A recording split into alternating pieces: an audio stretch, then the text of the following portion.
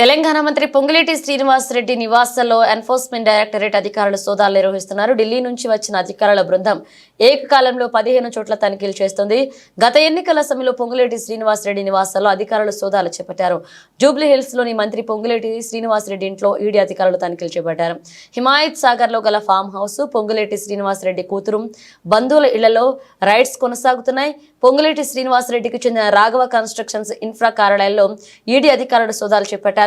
Company MD, డైరెక్టర్ల నివాసాలు, కార్యాలయాల్లో 15 బృందాల తనిఖీలు చేపట్టింది. పొంగులేటి శ్రీనివాసరెడ్డి కుమారుడు హర్షారెడ్డి చిన్న వయసులోనే బిలీనియర్ గా మారారు. రాఘవ కన్స్ట్రక్షన్స్ వ్యవహారాలను ఆయనే పర్యవేక్షిస్తున్నారు. హర్షారెడ్డి పేరుతో 1300 కోట్ల ఆస్తులు ఉన్నాయి. ఇది చర్చనీయాంశమవుతుంది. ఆ క్రమంలో వరుసగా ఈడీ రైడ్స్ జరగడం చర్చకు దారితీస్తుంది.